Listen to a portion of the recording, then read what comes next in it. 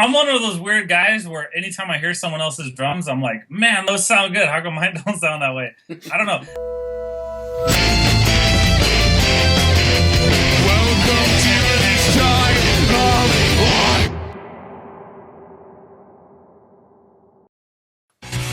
Hi everybody, it's Dave from Catholic Metal. This is our first official Catholic Metal podcast, and we had a chance to interview Mike Grogan from Seven Sorrows, and we hope you enjoy it, and hopefully we'll have a little bit more coming up, week, month for you to enjoy. Thanks. All right, Mike. So you've been sort of like the main guy behind Seven Sorrows, right? How many years have you guys have you been hitting drums hard here? I don't know. You mean in Seven Sorrows or just in my life? Both. I've been playing since I was 16, so about 11 years because I'm that young, right? Yeah. No, I'm just kidding. Nah, so I mean, yeah, I've been playing for a long time. And for Seven Sorrows, I mean, we've been playing around 10 years, but there's been, on and offs losing members here and there. So yeah. How many members do you think you've had over the years? Actually, not too many. I mean, I've always had really bad luck with bands, so I'd say for this one, it's pretty good. Yeah. But I mean, our core member before Dan, who is the original singer and guitar player. I mean, that was obviously a big switch, and then when he left, it was a huge thing. So that's where we took our, I guess, big hiatus, and then reformed everything, and we came up with a new sound. Okay, yeah, it's really tough sometimes trying to keep a band stable. I know with my original band, The Result, we had we sort of had 4 or 5 years of someone, and then a big change, and it's really tough to keep people sort of together that for a long time. That's for sure. Yeah. So let's take you back. I don't know, the original formation, right? What were the reasons you had for recording, Catholic metal? Because when you guys started doing it, there weren't really a lot of people doing this, were there? No, definitely not. And that's, I guess, where the funny thing comes in. And I won't talk your ear off for an hour, but let's just say, I mean, I was used to listen to secular metal, and then it was just I felt there was something missing. And I was like, oh, there's got to be, Catholic bands out there. And, what happened in California, there was a big hardcore movement with just a lot of hardcore metal Christian bands. And I was getting into it a lot. And I was like, man, this is awesome. But their lyrics were always, off theologically, to be nice, yeah. I suppose. The things I was hearing, I was like, well, there's got to be awesome Catholic ones out there. So, I hopped on the internet and I was like, wow, I can't find any. I was the first on the internet. I mean, you can search anything, yeah. Happy cat, and you'll find a million things. But I was like, wow, there's not any. And then from there, it just turned into, oh, I can't be beat like this. I'm going to find something. And nope, I couldn't find anything. And I was like, wow, this is crazy. And then, I mean, really, I just kept coming up with the same couple bands like Critical Mass, from, by you guys. Yeah. And I mean, obviously they're not a hard band, but I mean, that was basically the hardest thing I could find. And then, so kind of start off, we have a Catholic Family Conference down here, a pretty big one. And then, so basically, I think it's a divine thing where, we were brought together with, Dan, which was just random guy playing on a djembe over there with a guitar and singing. I was like, man, this guy's got an awesome voice. But, even from there, we were just playing a lot of acoustic things, a lot of pretty singing because, he had a great voice. And then, once we got to the studio, my metal roots and things came out, and I was like, man, we got to play a heavy song. So we played one heavy song. He took half the screaming, I took half the other. And then it just went from there where, a lot of the fans were like, I like this. But since we're playing so many shows and not actually playing inside of a church, but inside Catholic halls and around there, I mean, there's not a lot of metal fans and screaming and things. So, I mean, even just playing rock was something kind of new for that genre, I guess, or things. So, but then from the internet, we saw there's a lot of draw from that. So then I got to, go back to my roots. Mm-hmm. Yeah, in terms of the heavier stuff, because I played with Critical Mass for about 6 or 7 years, and what brought me into the fold was they wanted to go heavier. So they went from kind of more of an acoustic or more of a really, safe kind of poppy rocky feel. In the Darkness album, they started going heavy, and I wrote some of the heavier songs actually on that album. And when we started touring around, and Frank had come with me as a roadie or playing rhythm guitar sometimes for us, we noticed some people coming out of the woodwork saying that, they put this Psalm 49 to metal, and everybody said that it's horrible, and we're going, horrible? That's cool, A lot of people that thought they were on their own little individual island, just like you probably felt at first too. But the more we toured across North America, the more we found people in these little pockets, and that's the whole genesis of Catholic metal, was to have a website where people can get together or be in contact with each other, and we found the same thing too. I was kind of shocked that there weren't that many. Like, I got into it later than you, of course, but I was shocked that there wasn't anything online, like more of a presence. So, well, that's really cool. No, I mean, I don't want to cut you off or steal it, but I mean, that's what's great about CatholicMetal.com, because, like I said, I mean, just trying to search and find it out there, and I think what even makes it harder with Catholic is there's so much symbolism within Catholicism, so everyone else in music takes Catholic things. Yeah. So even when, like, you search Seven Sorrows, you'll find there's even another band called Seven Sorrows that came around after us, or different things, but there's always that Catholic symbolism. So you're like, is that a Catholic band or not? And you have to, like, seriously do research on things just to find it. Well, that's... And then my next question for you, did you play Carry On My Wayward Son then? On that recording or no? Carry On was done, actually, the album before I joined. Unfortunately, I played it live many times. I say unfortunately because that's a really good job. So. Because the first couple of times you play it, you think, hey, yeah, this is pretty cool. We're doing it a little bit darker, a little bit, heavier. But after you've played it several dozen times, it loses its thing. After a while, I just went to keyboards to play it, because I played both for Critical Mass, and I would just like trash my keyboard. I do the old classical 1970s glissando, and just go to it. So, but it was fun though. The band actually, I think the band before I joined got to meet Kerry Livgren, and he gave us like thumbs up. He thought it was great. So, oh, right on. Yeah. So, so like your songwriting has changed over the years, because you said like start off like more of acoustically, djembe type thing, and then you got to the metal roots. Are some of those, like some of the earlier style, like the acoustic style, did that time doing that, did that influence any of your later songs at all? I wouldn't say too much, but I mean, I've always had an open mind, and I mean, I love pretty music. Right. It's just, for me, I can't play it that much. And I mean, I'm always one of those guys that's like, I don't like my voice too much. I mean, even though I'm the singer, I'm like, Yeah. So it's always like out of my comfort zone.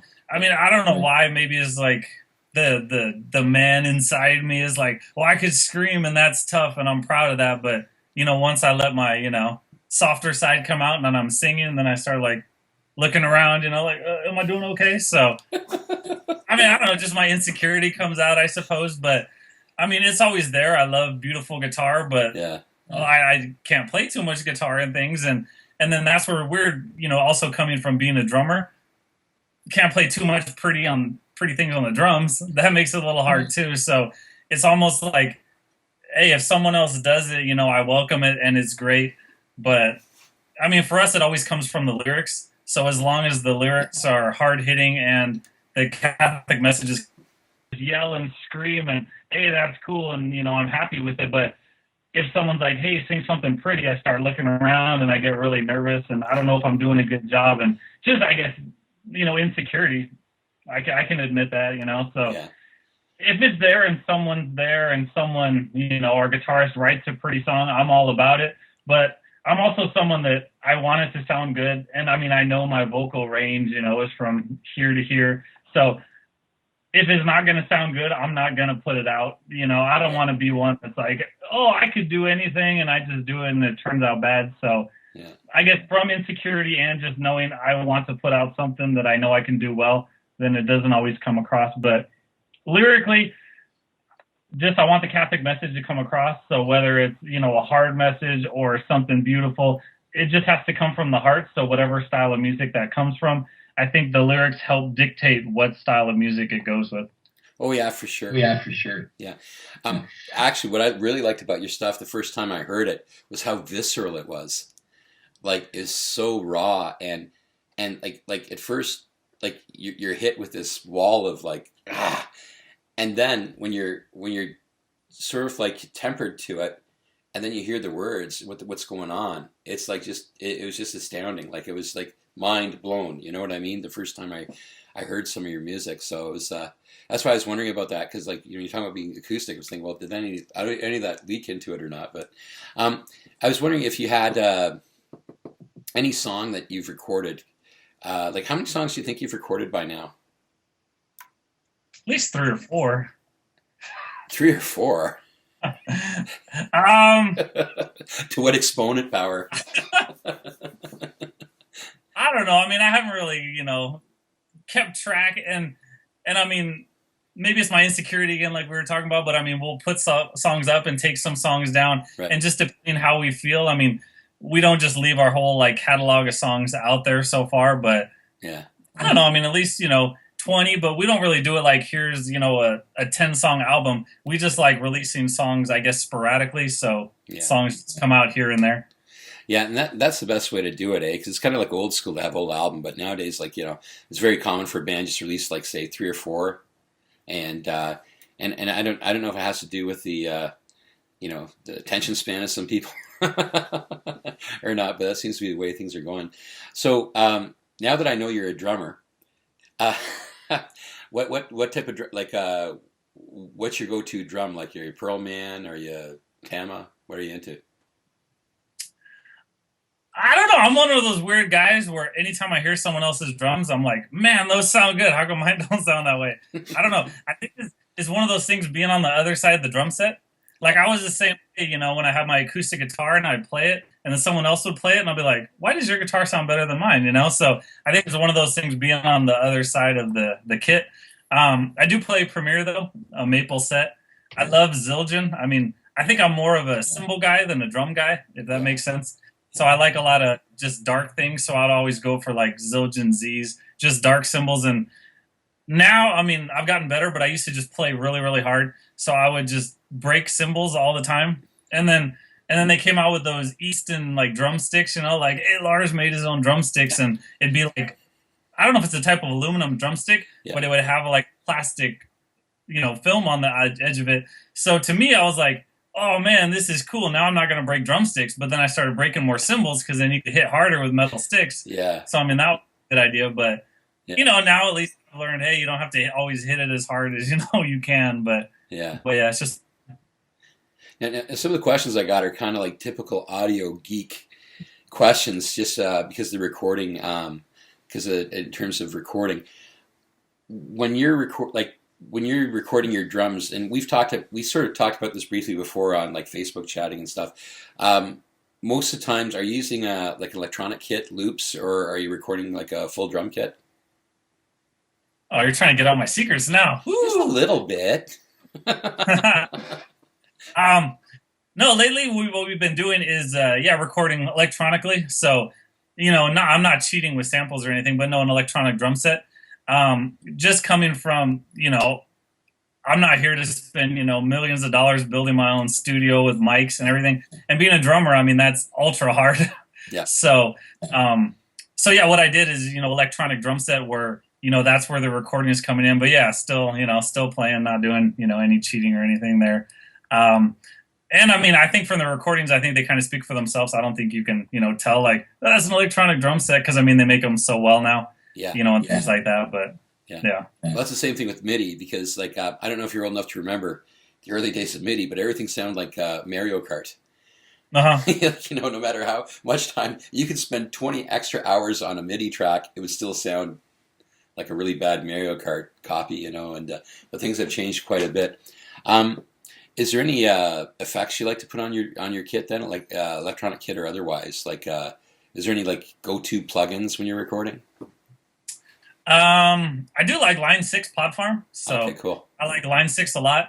And then obviously that's not made for drums, but I mean, if you play with enough stuff, you can figure things out. So it was a guitar setting that I liked, and then basically pulled off distortion and things like that, but still using a compressor on there, and then just a few things in the chain where it was just able to equal the drums out more. And then that way, since recording them and the way we record, doing the work on the front side instead of the back side. So if I can record them well in the beginning, then that'll be less, editing, mastering, trying to mix it later in the mix. And then since we've, been doing this a little while and, we've been together with the same members, then, our style's not really changing. We're able to use the same settings. So, and then being electronic also gives you that advantage where you could just turn it on and it's set exactly the same, so you don't have to be like, did the mic get moved by one of my children, or is this different humidity in the room or something going crazy? So yeah, it just makes it a lot easier that way. Okay, cool. Yeah. Now you keep saying that you're worried about your voice and stuff like that. No, I'm not a good singer and stuff. But is there a song that stands out in your mind, like in terms of vocals, where you thought the vocals were actually kind of, hey, that's kind of cool? In what way? Sorry, you cut out a little bit. Sorry, like in some of the songs you recorded, was there ever a song where when you're done the vocals and you're finished the mix where, because you're like me, I hate hearing my voice, you know what I mean? But when you're done, you kind of felt that the vocals actually turned out really, really well? That's a good one. I mean, like I said, with screaming, I'm totally fine with it. So let me just screaming my head off. I don't want to sound conceited, but I really like my voice. I mean, it's kind of funny. Am I cutting out again?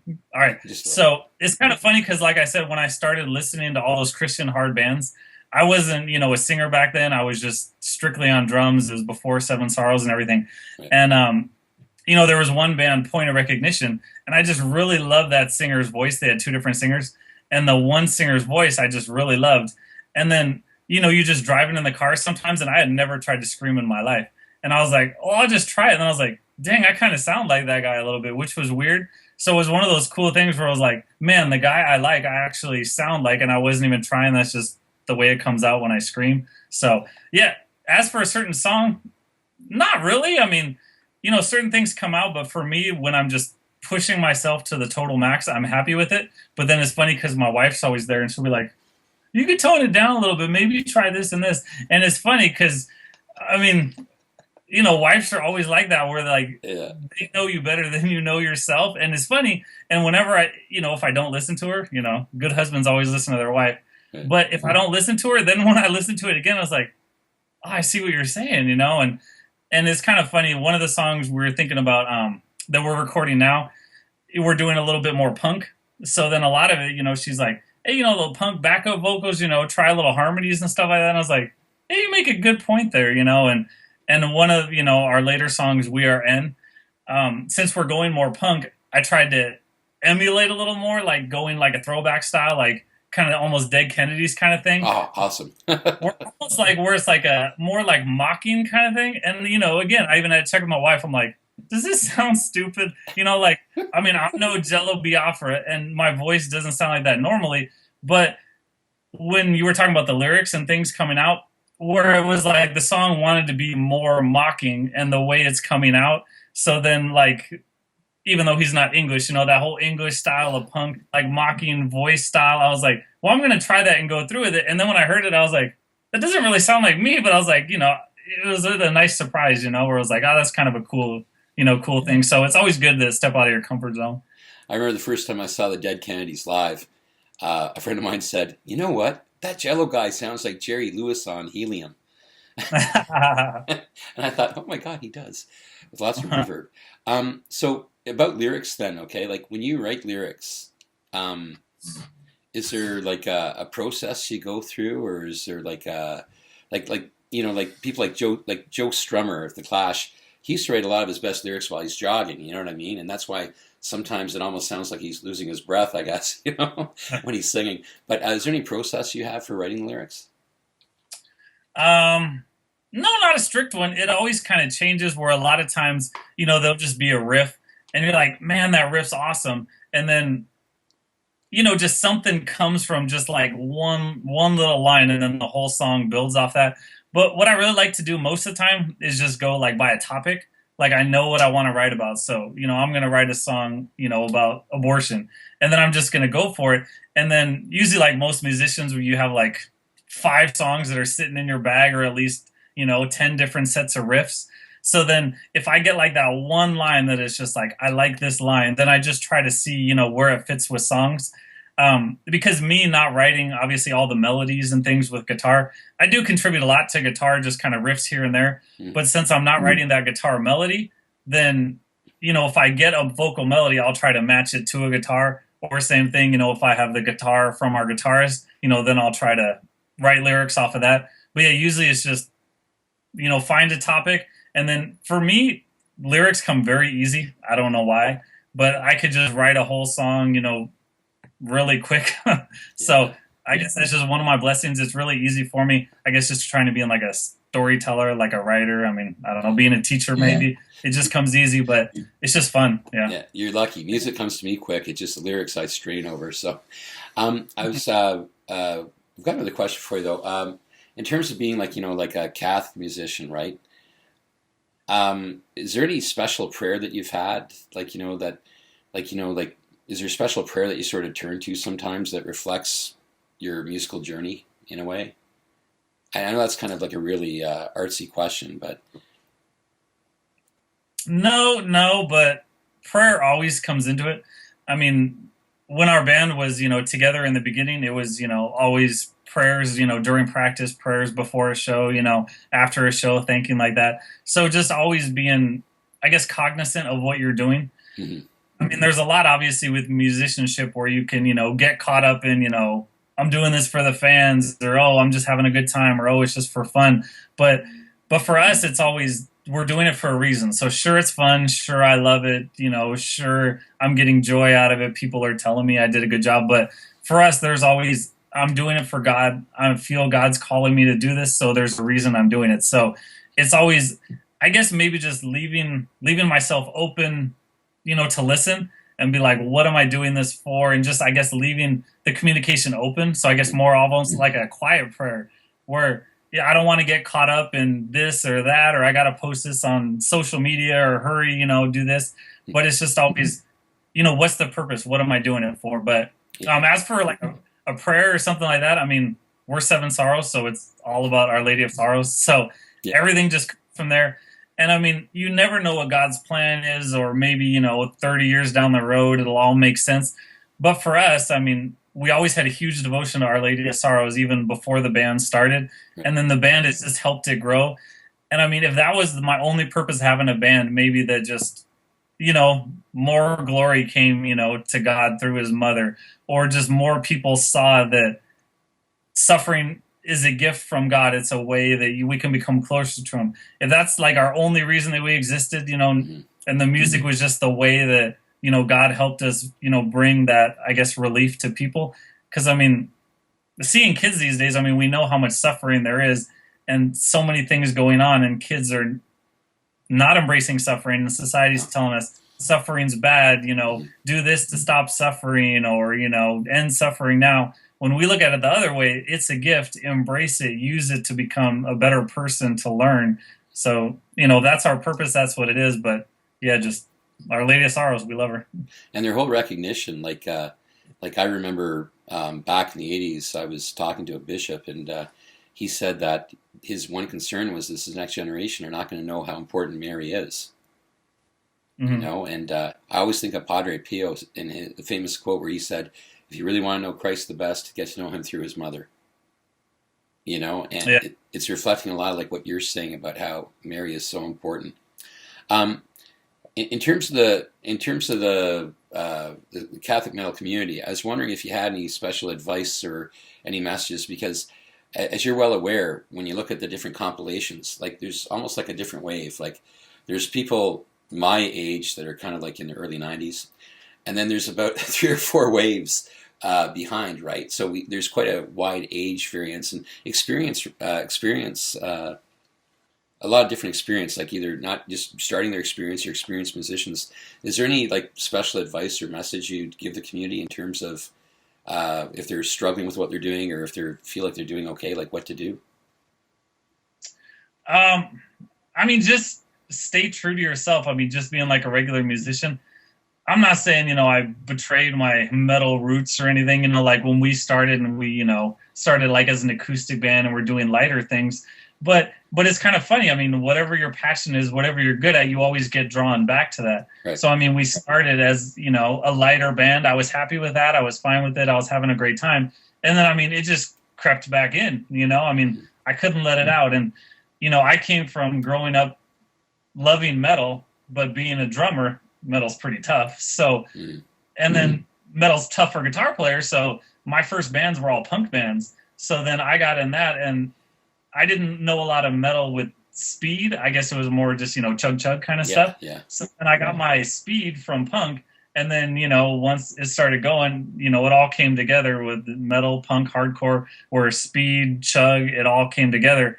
And I mean, you know, I'm happy now. So, you know, maybe old guys like us, you know, maybe we're sticking to like what we grew up with, but I think that's just how music goes, and it, you know, constantly progresses. So even if we're playing in a style that maybe seems 10 years old, it's not exactly the same. And we wouldn't be doing it if there wasn't people still out there liking it. So, I mean, yeah, just staying true to yourself.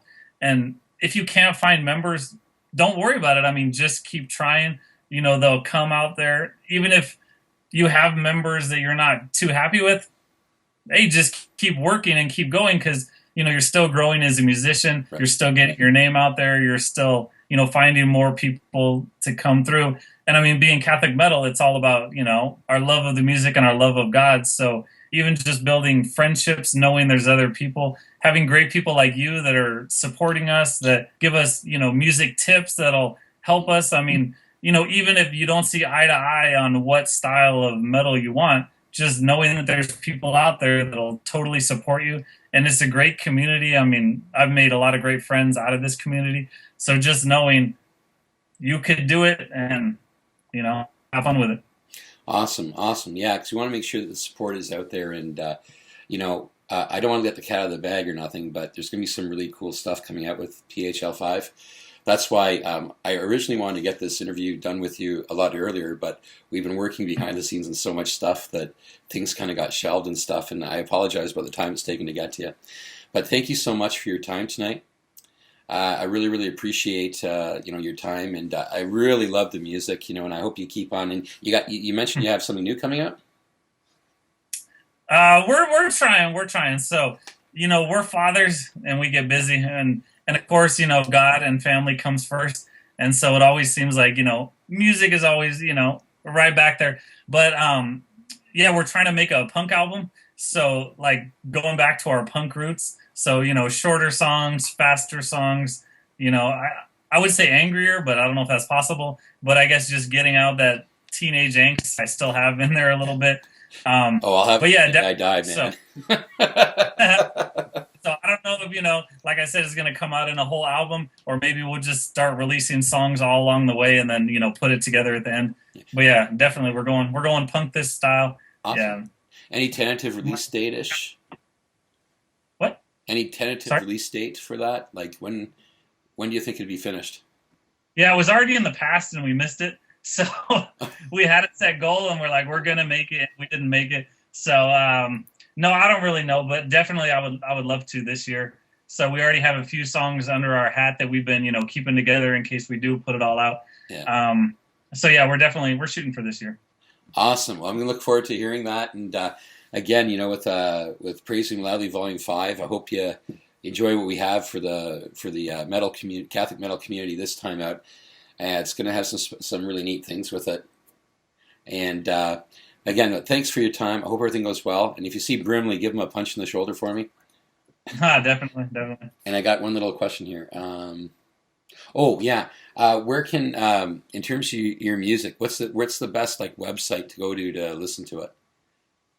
Oh, just sevensorrows.com. I always spell it out, but the number will get you there too. But yeah, just sevensorrows.com. You can find everything you know we need there. Good, yeah, because it'd be great to get your website some more hits and stuff like that. And hopefully through this interview, people listening to it, they'll go to sevensorrows.com and get the old plays up, eh?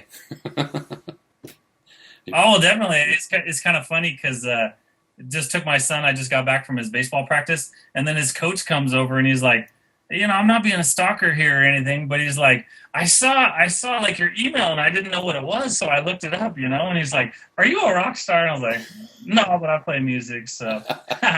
So we're here. So I mean, just always being out there and always being, willing to talk to people. And I guess that would be more for Catholic community. Just there's a way. People always come to you. God always brings people to you. You just got to be open to it and be willing to talk to them. Exactly. Yeah. Okay. Well, we're officially done. And again, for those people watching, I'm Dave from CatholicMetal.com, and we've been talking to Mike Grotham from Seven Sorrows, who is one of the awesome drummers. You really got to listen to his music if you haven't listened to it yet. And if you haven't listened to it yet, what's wrong with you? Listen to it. It's awesome. And Mike, thank you so much. And we'll be keeping in touch. Oh, definitely. Thank you for all you do. Okay, thank you. Hi, if you like what you just saw, make sure that you subscribe on our YouTube channel. You can also keep in touch with us at CatholicMetal.com. We also are on Facebook, and we also are on Twitter at Catholic Metal. Bye for now.